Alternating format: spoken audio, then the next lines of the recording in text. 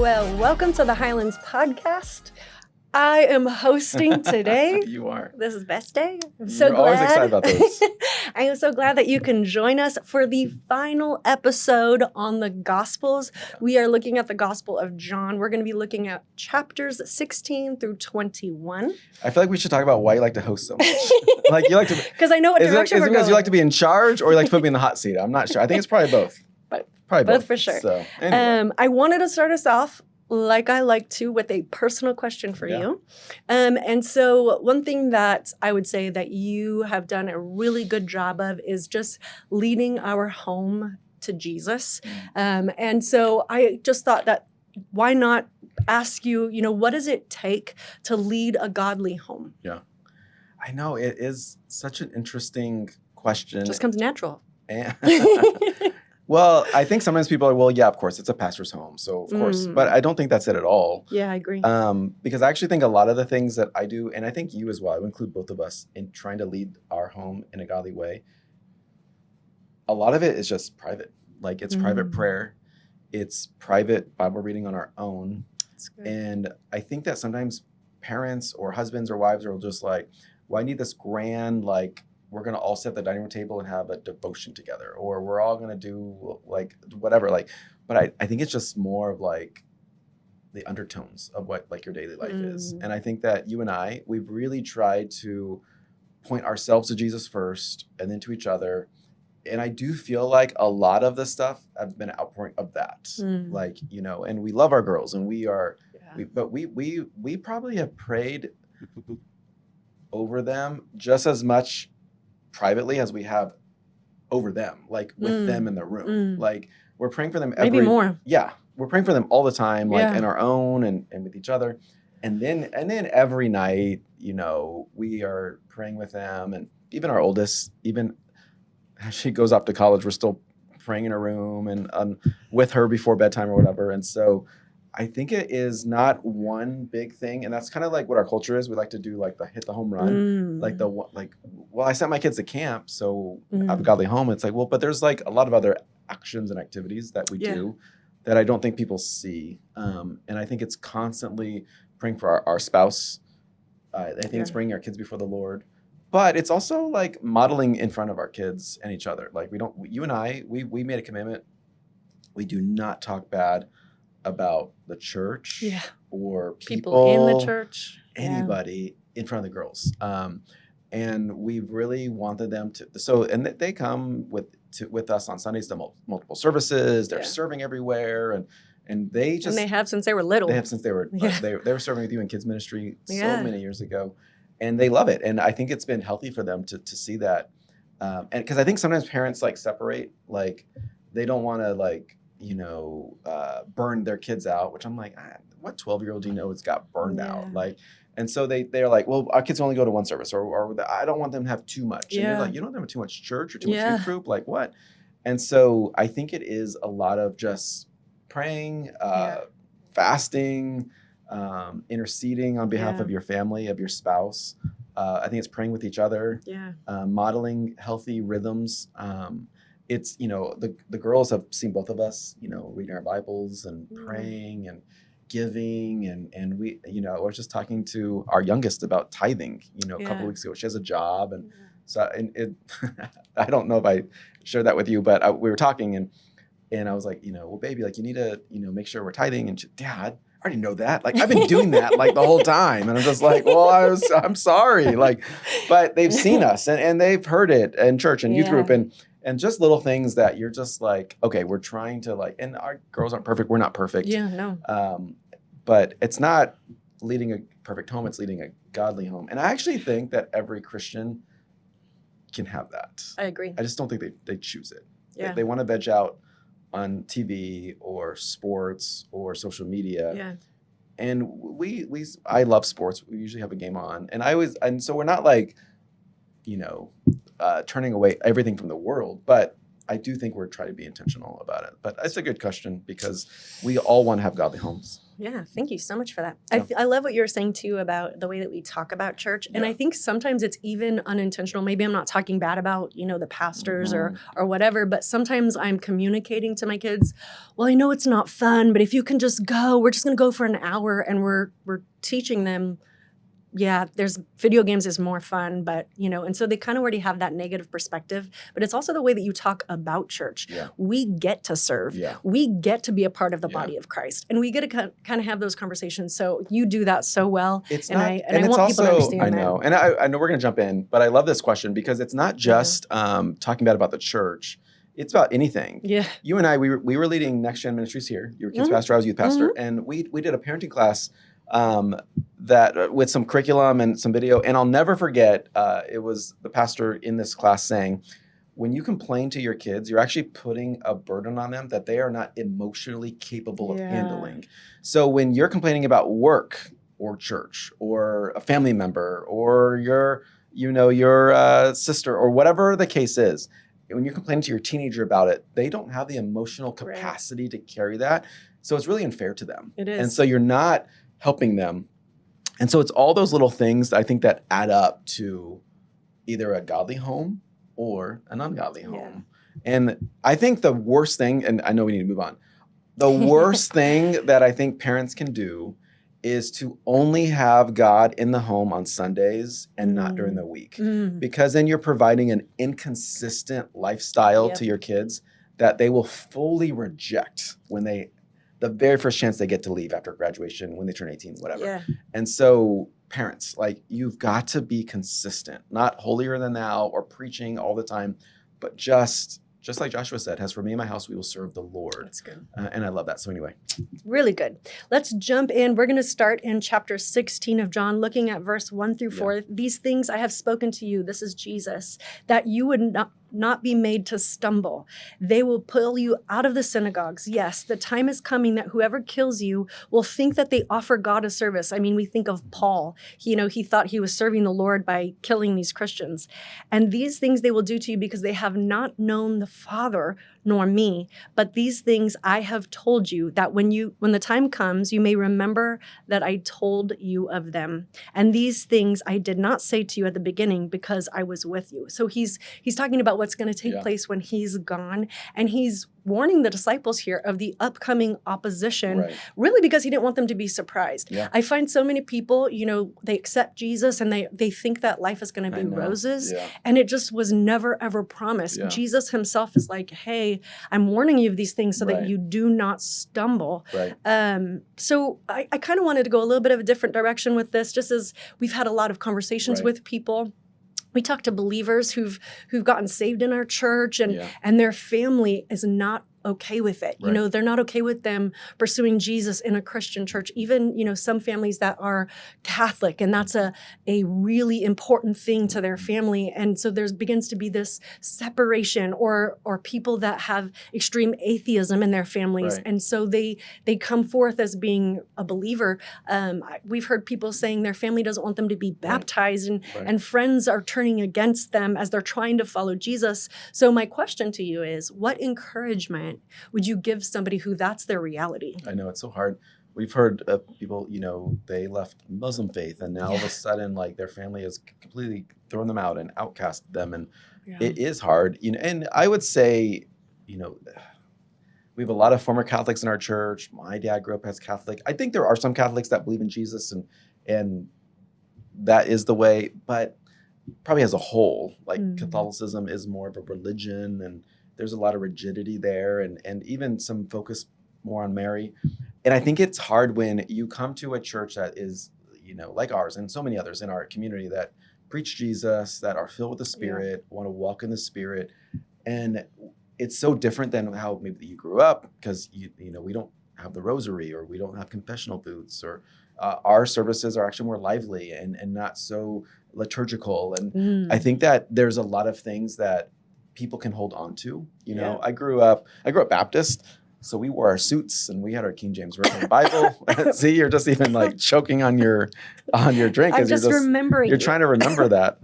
coming to church with your tie. I know. For the first But 3 no- months that I came to the Highlands, I wore a suit because that's how I grew up. Mhm. And it was one of those things where if I would have held on to those things, I would have missed out on so many blessings of the future because, this church, they don't wear suits. Pastor Ken, he wore a sport coat, but not a tie. And he used different translations. And there's just a lot of different things that it could have like pushed me away, but I'm just so grateful that God kept me here because it was where I needed to be.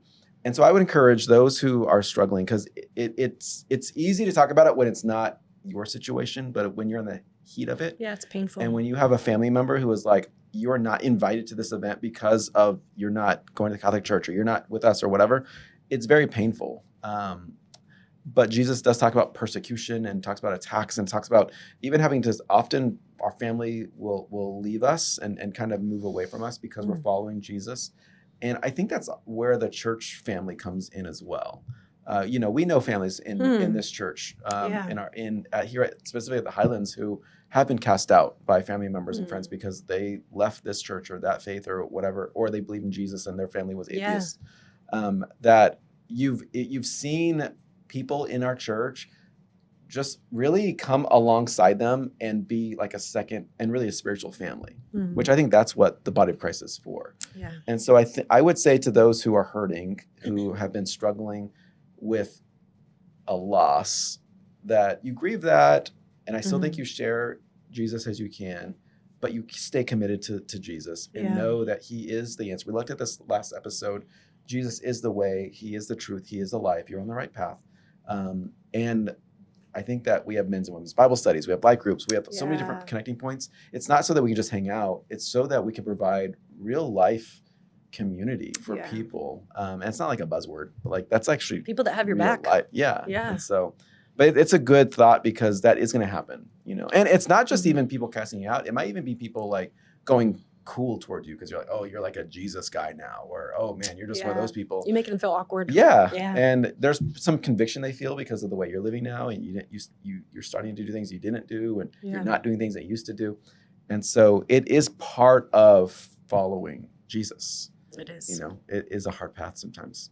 And honestly, Jesus said himself in Matthew 10, verse 34, where he says, I didn't come to bring peace, but a sword. But he's specifically talking about, mother against daughter and father against son. And the idea was because some are going to be accepting Jesus, it's going to cause conflict within families, within communities, because the world doesn't accept Jesus. Yeah. There's ways that they think are acceptable culturally, but Jesus's ways are not that. It's opposed to the world's ways. And hopefully the person who became a follower of Jesus and left either atheism or Catholicism or whatever it was in the past, hopefully that new them is better than the old them, to show them show their family a picture of, I know you're upset with me, and I know you think I'm crazy for following Jesus, but look how my life is now. Yeah, live a testimony. I'm not addicted, and I'm not living in all those things, and I'm not going crazy. I'm really I'm controlled by anger. Yeah, I'm not things. Enraged and bitter. I'm a better dad, mom. And hopefully the new daughters, version brother. is a better billboard than the past one. And I love that. That could encourage their family or friends to come back as well. Really good. That brings us to John 17:17. Yeah. And it says, sanctify them in the truth. Your word is truth. This word sanctify, it really is just another way of saying being godly. Yep. I think that we can kind of get caught up sometimes I in know, words. yeah. I do like that word, but that really is at its base level. Yeah. It's about being godly.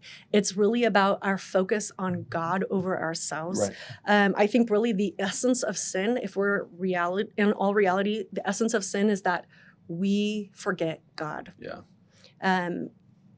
That's it. Like that's the heart of sin, is that we forget that he is good, he is loving, he's righteous, he's holy. We are to be like him.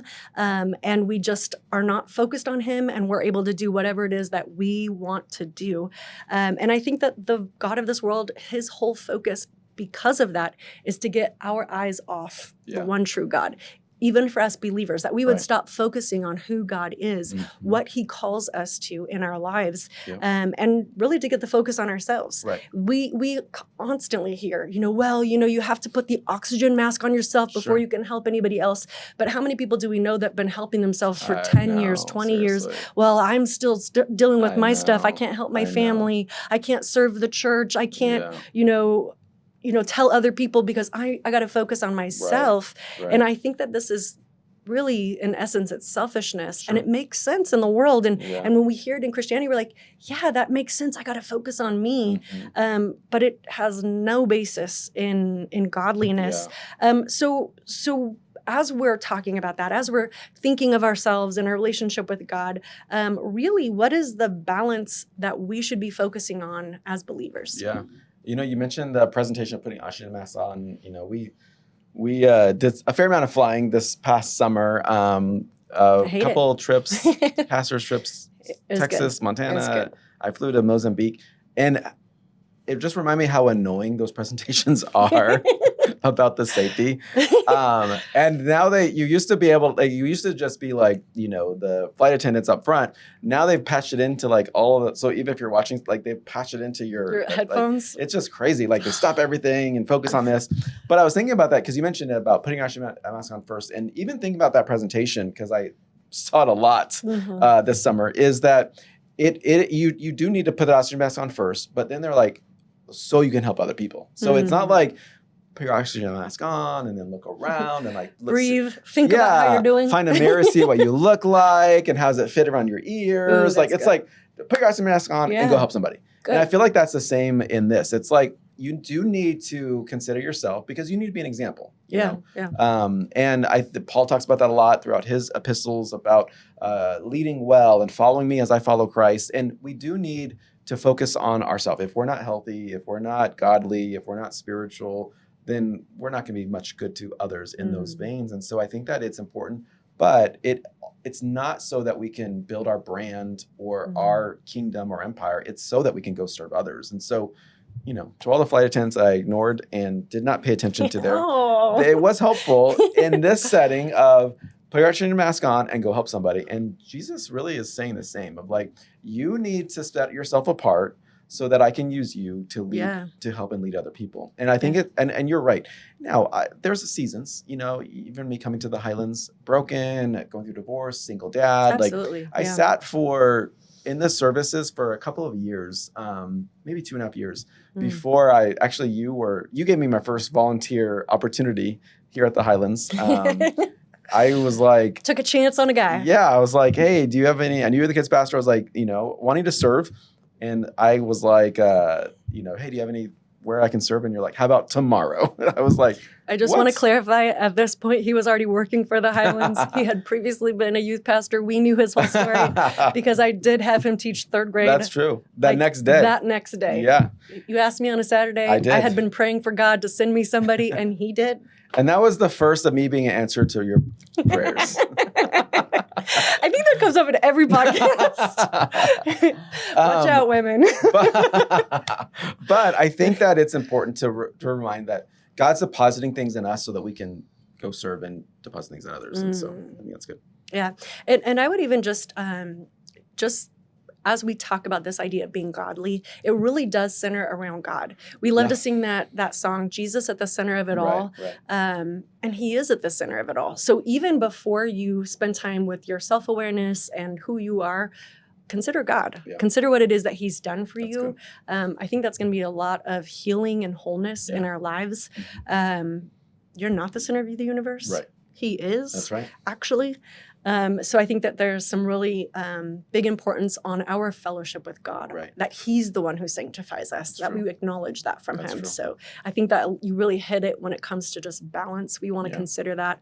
I joke, but I have talked to people who've told me that this is just their time of resting and being about themselves. And I'll ask them, and it's just wild numbers. I'm like, 10 years? I know, seriously. You've been about yourself for 10 years? I know. It's not working, so I love that. We're going to jump into John 18, looking at verses 36 through 37. Jesus answered, "My kingdom is not of this world. If my kingdom were of this world, my servants would have been fighting that I might not be delivered to the Jews, but my kingdom is not from this world." Then Pilate said to him, "So you're a king?" And Jesus answered, "You say that I am a king. For this purpose I was born. For this purpose I have come into the world, to bear witness to the truth. Everyone who is of the truth listens to my voice." I think that this simple statement that Jesus makes, "My kingdom is not of this world," is really at the heart of Christian faith. Yeah. And I think that it just kind of reminds me of conversations that you and I have had. And I love what you have said to me in the past. It's stuck with me because we've had just kind of conversations. Why do people get so focused on political aspirations and they kind of conflate it with Christianity? What about like the social aspect of things where they're fighting their good fight, they're protesting, they're getting their signatures, trying to change the world in that way? And why are Christians caught up in it? And one of the things that you said to me that will always stick with me is that there is a winner. In these things we see physically, my person was elected, my laws were enacted, my protest changed policy, so we begin to say, even if I lost, I can see a result. Right. But I think that oftentimes in Christianity, we don't see it, Right. because it's spiritual. There's a spiritual kingdom that is not of this world. Yeah. So my question for you is, how do we fight Yeah. for a kingdom that's not of this world? Yeah. We like scoreboards. We sure do. And that's why even Christians we get so focused on politics because there's a scoreboard. We could see the votes, we could see the tallies, we could see the percentages, we could see the our nominee elected. And same with social media. We can see the likes. Even now it's monetized, so we can even get paid for our outrageous takes. Like it can be ridiculous sometimes. Just we rage bait people and get paid for it. And it's just a weird world that we live in that I don't believe is of God. And I don't think that there are necessarily like scoreboards like in heaven. And if there are, they're not as maybe like, I don't know, sexy as like what we find here. So for example, discipleship, it's hard to see that on a scoreboard because we're like, are you growing? Are you like more like Jesus today than you were last week?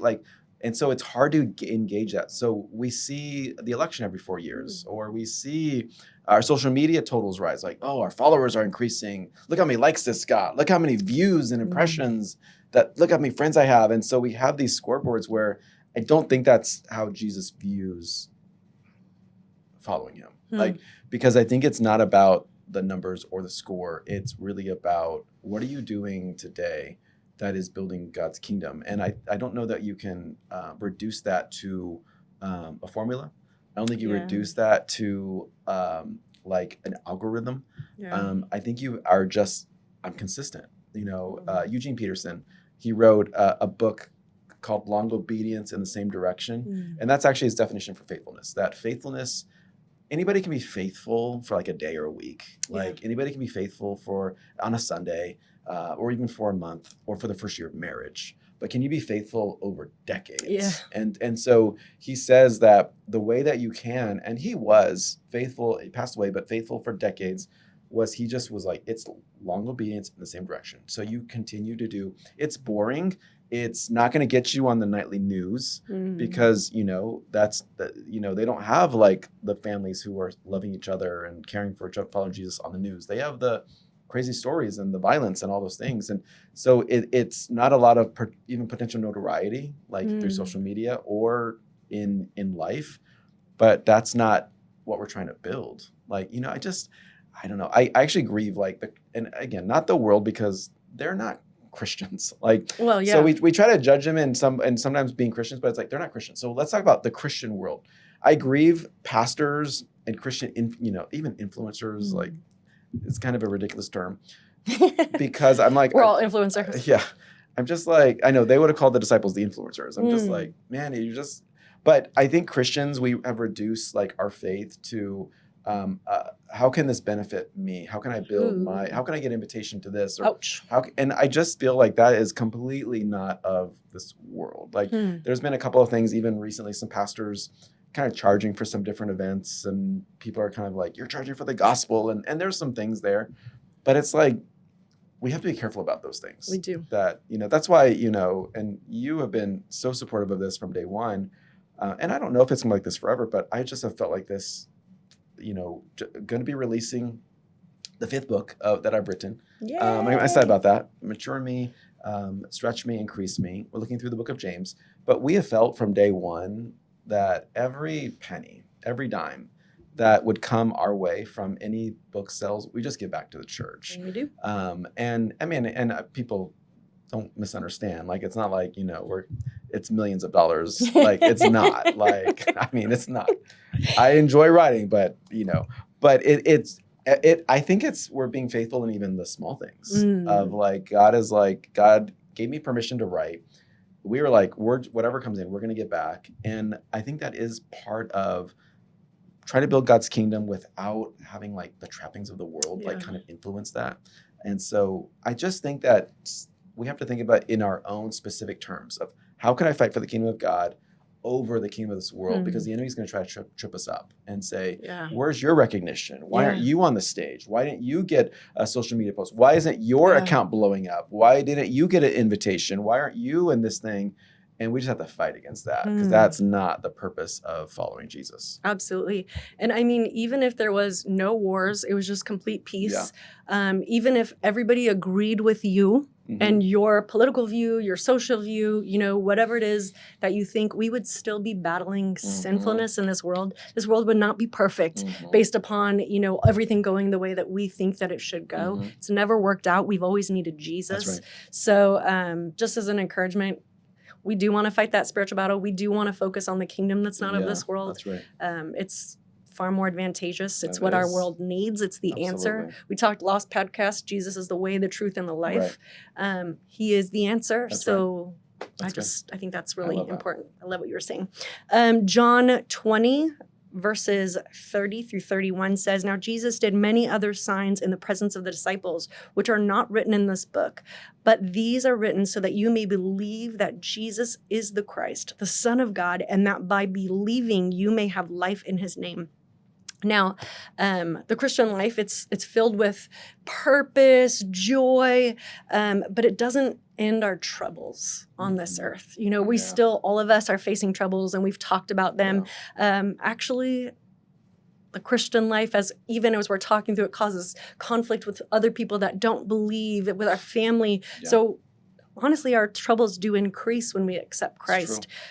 So how is it that we as believers, recognizing that troubles are here for some of us, they're down the road, but how do we face these troubles in our life with a steadfast faith? I know. I think at the time of this podcast being released, I think I'm going to spoil my opening message of our series through the book of James this fall, because in James chapter 1, and I write about this a little bit in the book, in the new book on James, Mature Me, that the word patience that James says, when you should have patience during trials or troubling times, like you mentioned, is actually this word that is a picture of us having a strong spine. There's actually two forms of patience in James. One is having a long fuse towards people, patience towards people, but the other one is having patience in afflictions and trials. And it's the thought of having a strong spine, because the reality is, if we're going to follow Jesus, especially in today's culture, although, one of my favorite things is C.S. Lewis says, sometimes we have chronological snobbery, where we think our time in the world in history is like the worst time in history. People in the 1800s. This is the worst time. I know. Like every election in our country for the last 250 years, this is the most important election of our lifetime. And I'm like, maybe the election of 1860, when they were determining slavery, was the most important election. But I don't know if the election of 2020 or 2024, 2028, 2032 is the most important election of our lifetime. I do think we have chronological snobbery, like C.S. Lewis says. But we do live in crazy times. We do. We do live in times where it feels like it's not just that it's living on our faith. It's like, if you're going to live out your faith, you can be called a bigot or you could be called an extremist, or you're filled with hate speech or whatever. And I think there is a lot of, the enemy has made some inroads into our world at large that is making it harder to follow Jesus. Yeah. But having said that, I think a big part of following Jesus is, just as James, his half-brother, says in his book, that we have to have this strong spine. I'm going to talk about that a little bit in that first message, depending on when you're watching this episode. But in week 1 of our James series, it's going to be how to keep going when you want to quit. And I think it is talking about even Jesus's words here of having this strong spine, that I have the confidence of Jesus has called me. He's saved me. He's with me. He's not going to leave me. He's greater is he that is in me than he that is in the world. And so I am just going to keep going. Yeah. I actually think I was praying about that message recently, and I had this thought of, I think the best thing to do for trials is to simply outlast them. Like you just have to you're going through a divorce, you just outlast that to the glory of God, and you follow Jesus. You're going through a bankruptcy, you're going through a breakup, you're going through a job loss, you're going through a health issue, whatever it is. I think that God will give you the grace, the endurance, and the patience to just outlast it. And I think that Christians, we make the mistake where we just can't outlast it. We throw in the towel. Yeah. Well, I prayed for my prodigal to come home for 7 days, and they didn't. And so now I guess the devil has them. It's what? You prayed for 7 days, that was all your spine allowed you to have? What is that about? And so going back, how can we have this steadfast faith? I think it is having that strong spine of saying, I believe until my dying breath that God's going to carry this through. Yeah. And I think that's what Jesus was talking about, of when you believe on me and when you put your faith in me, I'm going to carry you, not just in the moment, but for a lifetime. I absolutely love that. Thank you for sharing that spoiler. Yeah. You guys got an inside scoop for those of you that join with us. I think that is so important. And I think that sometimes we forget that when all else fails, stand. One thing to encourage you to have that strong spine, I would just encourage you. We've talked about this repeatedly, the Holy Spirit. Yeah. In fact, in verse 23 of this same chapter, we're instructed by Jesus to receive the Holy Spirit. That's right. And he is going to help you to have that strong spine. Yes. But also we see to read the Gospels, because that's going to encourage our faith. So good. It's going to help us to be strong and have that spine. Yes. So I just love that you shared that. That's so cool. I've actually never heard of that. I need to do a study in James, or just tune in. Buy the book. Okay. I haven't read it yet, so. Wow. I don't have a copy. You have a copy. I think you took it. We are going to finish with our final question, and that is John 21, 15 through 16. Jesus said to Simon Peter, "Simon, son of Jonah, do you love me more than these?" He said to him, "Yes, Lord, you know that I love you." And we know this story, right? Peter denied Jesus 3 times. He's like, I don't even know that guy. I have nothing to do with him, because he was afraid. Jesus was being crucified. He was being bitten. Maybe. Who knows? Beaten. Yeah. Beaten is the word I'm looking for. The devil was a serpent in Genesis 3, so maybe. Thank you for turning around, making it right. Who knows? I appreciate that. So we know that Jesus and Peter, they had already had a private conversation. Even in this moment, Peter's the one who swims ahead when he sees Jesus on the shore, calling them in, and he's talking to Jesus by himself before the rest of the disciples bring the boat in. And so Peter has had opportunity to reconcile with the Lord, but this is a public reconciliation. And Jesus is restoring Peter. He's restoring him to the position that he gave him, which is to be a fisher of men. Right. So I just absolutely love this. But what does that speak to? Jesus's desire for restoration and reconciliation for us as believers with others. Yeah. Restoration and reconciliation is so close to the heart of God. Paul even tells us that we have the ministry of reconciliation. I think it's in 1 Corinthians that it's this important part that we do. God has reconciled us to him, because reconciliation and restoration just means there was a break, that now you have been restored into that relationship. And so I think that there's a lot of thoughts about reconciliation, and I know we're going to wrap up the podcast in a moment. One, I think sometimes we're too quick for restoration and reconciliation.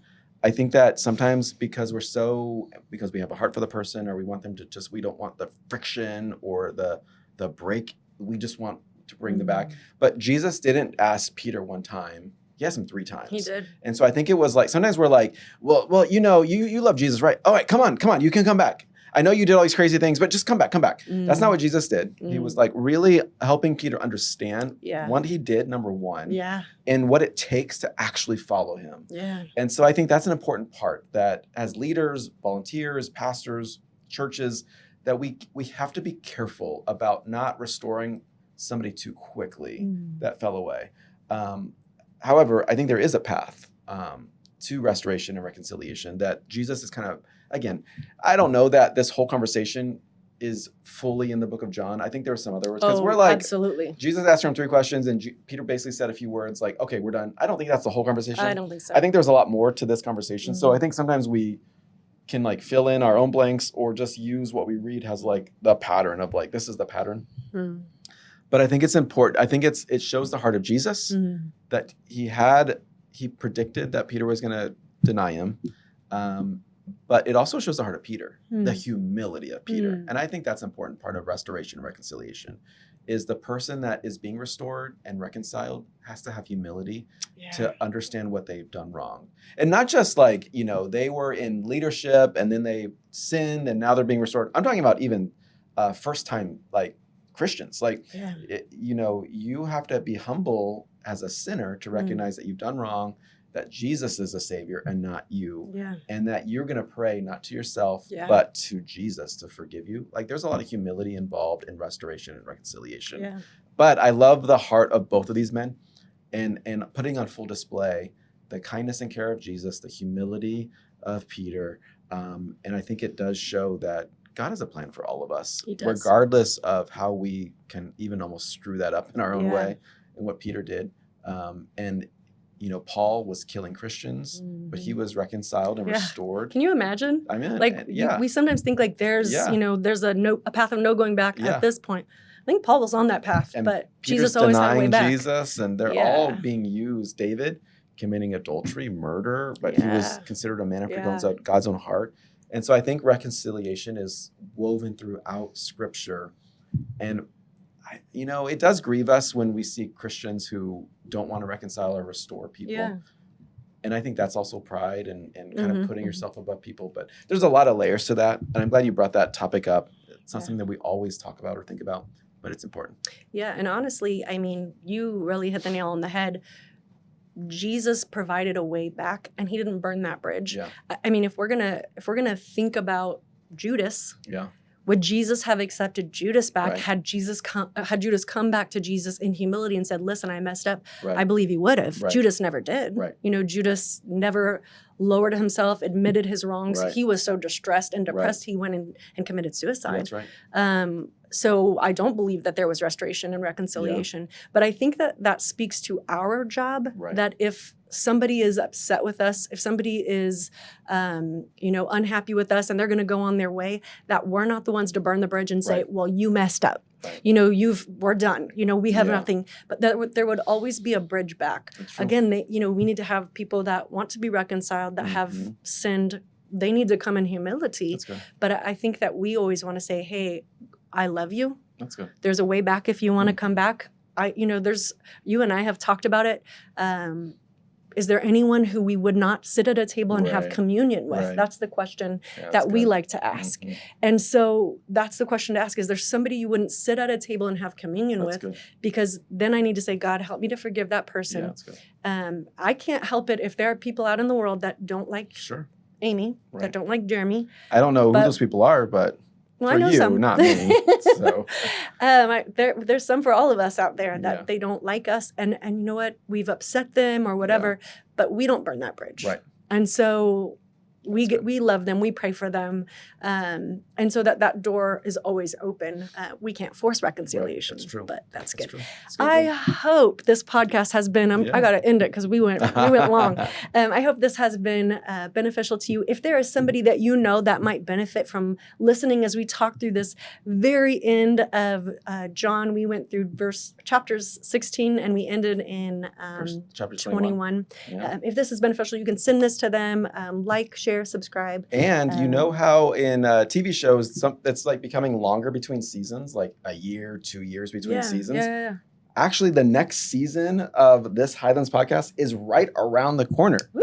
Don't only have to wait a few days, not years, which is going to be good. I think you and I are back to start the season 7. We're going to be going verse by verse through the book of James. It's going to be tied in to the new book, Mature Me, Stretch Me, Increase Me, and also to our sermon series here at the Highlands. And so we're going to be talking about passage on Sunday and then digging deeper into that on Monday. You're not going to want to miss it. I'm really excited about it. Yeah. You and I are going to be on the podcast. We're going to have some of our pastors on the podcast, giving some different perspectives. But the theme is James. I can't wait. It's going to be so fun this fall. Well, thanks for hosting. Thank you for letting me host. Letting you. I don't let you do anything. We'll see you next time on the Highlands podcast. God bless you. We love you so much. And we're so grateful you spent some time with us. Have a great week.